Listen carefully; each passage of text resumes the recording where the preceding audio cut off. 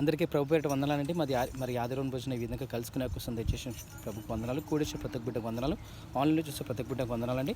మరి ఆదివారం రోజున మరి ప్రభు వాక్యం ద్వారా మనతో ఏం మాట్లాడదలుచుకున్నారో మన మనసుని సిద్ధపరచుకుని ముందుకెళ్దాము. ఈరోజు మార్కు 12వ అధ్యాయము మొదటి 12 వచనాలు చూసుకుందామండి. మార్కు 12 మొదటి 12 వచనాలు. మరి బైబిల్ ఉన్న వాళ్ళందరూ కూడా తెరిచి మరి దగ్గర పెట్టుకోవాలని మరి ఆశిస్తున్నాను. అదేవిధంగా మరి ముందుగా చిన్న ప్రార్థన చేసుకుని ప్రారంభించుకున్నాం. పరలోకమందున మా తండ్రి, నీ ఘనమైన మన లెక్కలేని వందనాలు స్తుతులు స్తోత్రాలని యేసయ్య, మహోన్నతుడ మహాగణుడు యేసయ్య, ఏ పాటి వారం తండ్రి ఈ విధంగా నిలబడి నడిపిస్తాం. మీకే వందనాలు తండ్రి. ప్రభా నాయన తండ్రి ప్రభా మరి ఆదివారం రోజున ఈ విధంగా చిన్న మందిగా కూడుకునే అవకాశం తెచ్చేసి మీకే వందనాలు. పరిచయం ముందుకు నడిపిస్తాం. మీకే వందనాలు తండ్రి. ఆదిం అంతవరకు మీరే తోడు సహాయం తెచ్చేసి మీకే వందనాలు తండ్రి. నాయన తండ్రి ప్రభా నాయన గొప్ప దేవుడు యేసయ్య, మీకే మహిమగంతా చెల్లించుకుంటాం తండ్రి. ప్రభా యేసయ్య, మీకే స్తుతులు స్తోత్రాలు తండ్రి. ప్రభా మరి ఈ పరిచయం ముందుకు నడిపిస్తాం. మీకే వందనాలు తిప్పుకుంటూ మరి ఆది నుంచి అంతవరకు నాయన తండ్రి ప్రభా దీనదాసుని మన అంత మీరు మాట్లాడండి, నన్ను బలపరచండి. వింటున్న ప్రతి ఒక్క బిడ్డ విశ్వాసం తెచ్చించి బలపరిచి ముందుకు నడిపించే కృపంచ కోరుకుంటూ మీకే మహిమగంతా చెల్లించుకుంటూ చిన్న ప్రార్థన నజరేయుడైన యేసునామమున నడిపెట్టుకున్నాం తండ్రి, ఆమేన్. పాట పాడుకుని మనం ముందుకెళ్దాం. అందరికి తెలిసిన పాటే. వందనంబునర్తుము ప్రభు ప్రభు, వందనంబునర్తుము ప్రభు ప్రభు, వందనంబు తండ్రి తనయ శుద్ధాత్ముడా, వందనంబులందుకో ప్రభు, వందనంబులందుకో ప్రభు, వందనంబునర్తుము ప్రభు ప్రభు, వందనంబునర్తుము ప్రభు ప్రభు, వందనంబు తండ్రి తనయ శుద్ధాత్ముడా, వందనంబులందుకోమయా, వందనంబులందుకో ప్రభు. ఇన్ని నాళ్ళు ధనను మమ్ము బ్రోచియు, గన్న తండ్రి మించి ఎప్పుడు కాచియు, ఎన్నలేని దీవెనాలీడు నన్నయే యేసువా, నా ఇన్ని రెట్లు సొమ్ములిగో, ఎన్నలేని దీవెనలుడు నన్ను యేసువా, యున్ని రెట్లు స్తోత్రములివిగో, యున్ని రెట్లు స్తోత్రములివిగో, వందనంబునత్తుము ప్రభో ప్రభో, వందనంబునత్తుము ప్రభో ప్రభో, వందనంబు తండ్రి తనయ శుద్ధాత్ముడా, వందనంబులందుకో ప్రభు, వందనంబులందుకో ప్రభు.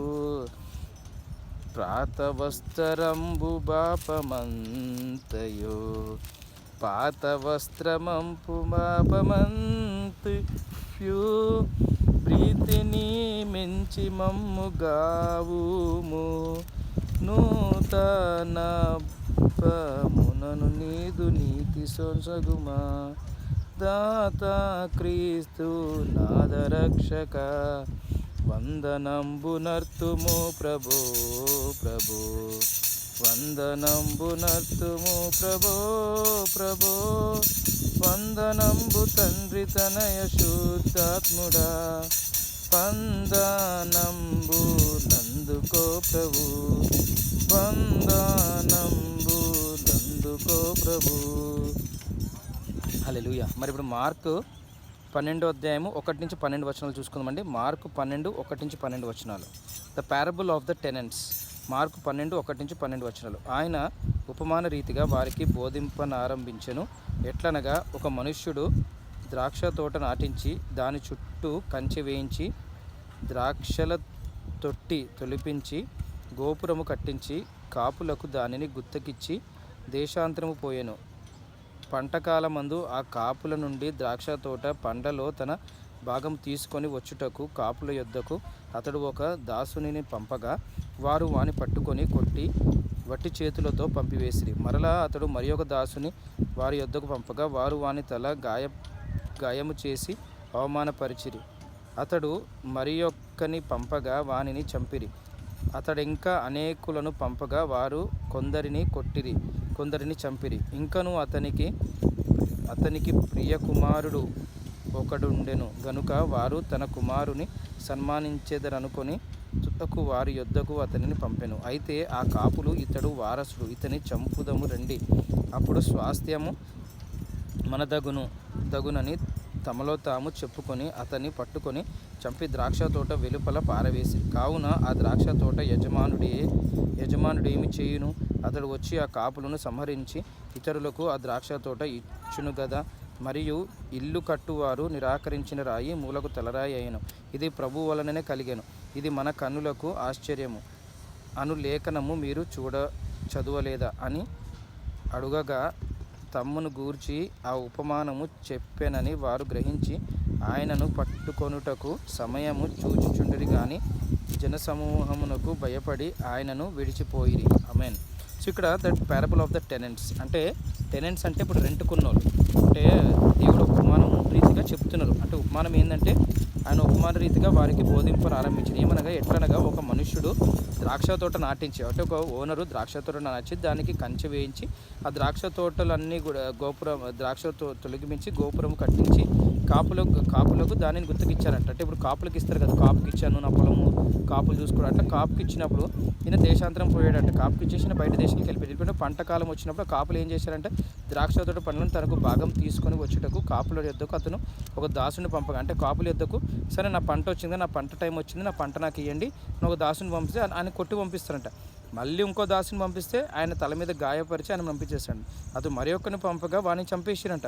అప్పుడు అతడు ఇంకా అనేకులు పంపగా వారు కొందరిని కొట్టిరి, కొందరిని చంపిరు. అంటే ఇంకా చాలామందిని పంపారంటే ఇప్పుడు ఫస్ట్ ఒకరిని పంపితే డబ్బుల గురించి ఇట్లా నా కాపు నా ద్రాక్ష తోట కాపు వచ్చింది కదా, నాకు కాపు డబ్బులు కానీ కాపు ఏంటంటే ఆయనని కొట్టిరంట. తర్వాత ఇంకో ఆయన పంపిస్తే ఆయనని గాయపరిచిరంట. తర్వాత మూడోసారి అందరినీ ఎక్కువ మందిని ఇంకో ఐదుగురు కొట్టిరు, ఐదుగురు చంపేసిరంట. అదేవిధంగా ఇంకను అతనికి ప్రియ కుమారుడు ఒకడు ఉండెను గనుక వారు తన కుమారుని సన్మానించేదరనుకొని తుదకు వారి యొద్దకు అతనిని పంపెను. సో ఇంకా తన ప్రియ కుమారుడు ఇంకా ఏంటంటే ఇంకా ఆయన దగ్గరికి కాపులు అదే ద్రాక్ష తోట ఓనర్ దగ్గరికి ప్రియ కుమారుడిని పంపారంట. మరి ఎవరైతే యజమానుడో ఇష్టమైన కుమారుని పంపగానే కనుక వారు అతని కుమారుని సన్మానించదనను. ఎందుకంటే కుమారుని పంపితే సన్మానిస్తారు కదా, అయ్యో ఆ ఓనర్ వాళ్ళ కుమారుడు వచ్చాడు అది ఇది అని చెప్పి తుదకు వారిని యొద్దకు అతని పంపాను. అయితే ఆ కాపులు ఇతడు వారసుడు, ఇతన్ని చంపుదుము రండి అని అప్పుడు స్వాస్థ్యము మన దగ్గర తమలో తాము చెప్పుకున్నారు. అప్పుడు ఏం చేశారు, సరే ఈయన వారసుడు కదా, నేను చంపేస్తే ఇదంతా కూడా మంద అయిపోద్ది, ఈ ఆస్తి అంతా మంద అయిపోద్ది, ఈ ద్రాక్ష తోట మంద అయిపోద్ది అని అనుకున్నప్పుడు అతన్ని పట్టుకొని చంపి ద్రాక్ష తోట వెలుపల పారవేసినప్పుడు ఆయన్ని పట్టుకుని చంపేసి ద్రాక్ష తోట వెలుపల పారవేసిన. కావున ద్రాక్ష తోట యజమానుడు ఏమి చేయును? అతడు వచ్చే కాపులను సంహరించి ఇతరులకు ఆ ద్రాక్ష తోట ఇచ్చును కదా. మరియు అప్పుడు ఏం చేస్తాడు ఓనరు వచ్చి వీళ్ళందరినీ యజమానుడు వచ్చి ఏం చేస్తాడు, ఆ కాపులను సంహరించేసి ఇప్పుడు ఈ ద్రాక్ష తోట వేరే వాళ్ళకి ఇస్తాడు కదా. అంటే మరి ఇల్లు కట్టువారు నిరాకరించిన రాయి మూలకు తలరాయి, అంటే ఇది ప్రభు వలనే కలిగెను, ఇది మన కన్నులకు ఆశ్చర్యము అని లేఖనము మీరు చూడలేదా అని అడుగగా, తమ్మును గూర్చి ఆ ఉపమానం చెప్పానని వారు గ్రహించి ఆయనను పట్టుకొనుటకు సమయము చూచుచుండిరి గాని జనసమూహమునకు భయపడి ఆయనను విడిచిపోయిరి. సో అప్పుడు ఇదంతా ఎందుకు చెప్పారంటే ఇది పరిసయ్యులు, సద్దూకాయులు, శాస్త్రులు అందరూ కూడా యేసు ప్రభు తండ్రి తన కుమారుడిని ప్రియకుమారుడిని భూలోకంలో పంపించాడు పరిచర్య చేయడానికి. సో పంపించినప్పుడు వీళ్ళందరూ కూడా పరిసయ్యులు, సద్దూకాయులు, శాస్త్రులు అందరూ కూడా యేసు ప్రభుని పట్టుకుందాము, సంహరిద్దాం, లేదంటే ఆయనను గాయపరుస్తాము, ఆయన మాటలతో గాయపరుస్తాము, లేదంటే ఆయన సంహరిస్తాము, ఆయన ఏ విధంగా అయినా మన పనులకు అన్నింటికి అడ్డంగా వస్తున్నాడు అని చెప్పి యేసు ప్రభుని మరి చేస్తున్నారు. అందుకే ఉపమానం చెప్పడం వల్ల ఏం చేశారంటే, అమ్మో ఈ లేఖనము మా గురించి వచ్చింది, తమను తాము గ్రహించి ఆ ఉపమానం చెప్పానని వారు గ్రహించి ఆయనను పట్టుకొనుటకు సమయం చూచుచుండిరు. అప్పుడు సమయం చూస్తున్నారంట, పట్టుకొనుటకు సమయం చూస్తున్నప్పుడు కానీ జనసమూహమునకు భయపడి ఆయనను విడిచిపోయారంట. అప్పుడు ఏం చేశారు, జనసమూహమునకు విడిచిపోయారంట భయపడి, అమ్మో వద్దురే బాబు ఇప్పుడు పట్టుకోవడం ఎందుకు, జనసమూహం అందరూ కూడా మమ్మల్ని కొట్టేస్తారేమని భయపడి విడిచిపోయారంటే. ఉపమానం నుంచి మనం ఏం నేర్చుకోవాలంటే యేసు ప్రభు తండ్రి యెహోవా తండ్రి కుమార పరిశుద్ధాత్మలాగా తండ్రి తన కుమారుడిని అద్వితీయ కుమారుని భూలోకంలోకి పంపించి పరిచయం చేయడం పంపించారు. కానీ ఇక్కడున్న శాస్త్రులు, సద్దుకాయలు వీళ్ళందరూ కూడా యేసు ప్రభుని ఇబ్బంది పెట్టడం చూశారు. అదేవిధంగా మన జీవితాల్లో మనము దేవుడి సేవ చేస్తుండగా మనల్ని కూడా ఇబ్బంది పెడతారు. శాస్త్రులు, సద్దుకాయలు, ప్రధాన యాజకులు వీళ్ళందరూ కూడా చాలామంది ఇబ్బంది పెట్టవచ్చు దేవుడి సేవ చేస్తుండగా. కానీ మనం ఒకటే ధ్యానించాలి, దేవుడు మన గురించి మరణం పొందారు, ఆయన పరిశుద్ధుడు, ఆయన మన పాప క్షమాపణ గురించి పాపాల క్షమించడానికి ఆయన మరణం పొందారు. సో అందుకే మనము ఆయన సిలువ చూసినప్పుడు, ఆయనను ధ్యానించినప్పుడు, దేవుడు నేను తప్పు చేశాను క్షమించండి అని మనం అలా అనుకుంటే చాలు, దేవుడు మన పాపాలను క్షమిస్తాడు, మనం ముందుకెళ్తాం. ఎందుకంటే మనకు శాంతి సమాధానాలు కలుగుతాయి కాబట్టి. నా ఇద్దరికి రండి, నేను మీకు శాంతిని సమాధానం దయచేస్తానని చెప్తారు. అదేవిధంగా మీరు పబ్బులకి క్లబ్బులకి ఎంజాయ్మెంట్లకి పార్టీలకి వాటికి వెళ్తే మీకు శాంతి వస్తుందని చెప్పండి. ఎందుకంటే అక్కడ ఏదో గొడవ అవ్వచ్చు, ఒకరినొకరు ఏదో మాట అనుకోవచ్చు, వాళ్ళని ఇదాలు వీళ్ళని ఇనేదచ్చు, ఎక్కడో డిస్టర్బెన్స్. అదే కానీ వాక్యం దగ్గరికి రండి, నా బైబిల్ చదవండి, నా దగ్గరికి వచ్చి ప్రార్థన చేసుకోండి, బైబిల్ చదవండి, మీకు శాంతి కలుగుతుంది. అదేవిధంగా మనం కూడా ఈ భూలోకంలో ఉన్నంత వరకు ఎన్నో ఇబ్బందులు కలుగుతాయి, కానీ దేవుడు మన అద్వితీయ కుమారుని పంపి మన గురించి శిలువలో మరణం పొంది తిరిగి పునరుద్ధానమై 3వ దినం లేచిన విధంగా మనం కూడా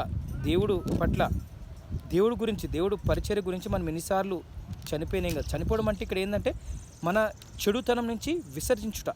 ఇక్కడ ప్రభా నాకు తాగుడు అలవాటు ఉంది, నేను ఈ తాగుడు నుంచి దూరం అయిపోతున్నా అంటే మనం దాన్ని తొక్కేస్తున్నాం, దాన్ని మన నుంచి తీసేస్తున్నాం. చెడు చూసుట, చెడు మాట్లాడట, అలాగే అదేవిధంగా ఇంకా చెడు వ్యసనాలు, ఎన్నో కోపము, ద్వేషం, మత్సరం, ఎన్నో విధమైన మనకి చెడు హ్యాబిట్స్ ఉంటాయి. అదేమంటారు బాండేజెస్ అంటారు మన దాన్ని. ఆ బాండేజెస్ నుంచి విడుదల కలగాలంటే, బంధకాల నుంచి మనము యేసు సన్నిధిలోకి వచ్చి ప్రార్థించుకోవాలి. ఈ బంధకాల నుంచి మనం విముక్తి కలిగితే మనం ఫ్రీ అయిపోతాం. We are free from the sins అన్నట్టు. కానీ ఇంకా చేస్తూ ఉంటాం అప్పుడప్పుడు అయితే, ఎందుకంటే భూలోకంలో కష్టాలు, ఇబ్బందులు ఉంటాయి. వాటి అన్ని నుంచి ఎదుర్కొని నడవాలంటే మనం యేసు వద్దకు రావాలి, వాక్యం ధ్యానించుకుని ప్రార్థన చేసుకుని ముందుకెళ్తామంటే, మరి ఈ వాక్యం దేవుడు దీవించును కాక చిన్న ప్రార్థన చేసుకుని ముగించుకుంటాం. పరలోకమందున మా తండ్రి, ఘనమైన మన లెక్కలేని వందనాలు, స్తుతులు, స్తోత్రాలైన ప్రభా, ఈ ఆదివారం రోజున ఈ చిన్న మందిగా కూడుకునే అవకాశం తెచ్చి మీకు వందనాలు. మార్కు 12:1-12 వర్షాల నుంచి ఎంతో స్పష్టంగా మాట్లాడింది. మీ అద్వితీయ కుమారుని నుంచి నేను మీ భూలోకంలో మా గురించి, మా పాప క్షమ గురించి, శిలువలో మరణం గురించి 3వ దినం తిరిగి లేచారు తండ్రి. అదేవిధంగా మేము కూడా రోజు చనిపోయి తిరిగి లేసే కృపను కోరుకున్నాం. మా పాపాల్లో మేము చనిపోవాలి, మళ్ళీ లేగాలి, పాపాల్లో చనిపోవాలి, మళ్ళీ లేగాలి. ఎన్ని పాపాలు చేసినా కానీ తిరిగి చనిపోయి లేసే అనుభవం మాకు దయచేసి మీకు వందనాలు. ఇదొక ప్రాక్టీస్, ఇదొక అనుభవం, ప్రాక్టీస్ చేసి అలా నడుచుకునే కృపను కోరుకుంటున్నాయన. ఎందుకంటే దానివల్ల మాకు శాంతి సమాధానాలు కలుగుతాయి తండ్రి. అలాంటి సమాధానం ప్రతి ఒక్క బిడ్డకు దయచేసి మీకు వందనాలు. వాళ్ళు కూడా తప్పు చేస్తారు, క్షమించమని కోరుకుంటారు, మళ్ళీ లెగుస్తారు, తప్పు చేస్తారు, క్షమించుకోరు, మళ్ళీ తిరిగి లేస్తారు. సో ఆ విధమైన హ్యాబిట్, అదొక అలవాట్లాగా మలుచుకుని ముందుకెళ్ళి కోరుకుంటూ మీకే మహిమగత చెల్లించుకుంటూ మరి ఈ చిన్ని ప్రార్థన నజరేయుడైన యేసు నామమున అడిగి పెట్టుకున్నాం తండ్రి. ఆమేన్. అందరికీ shalom. Have a great day. Thank you.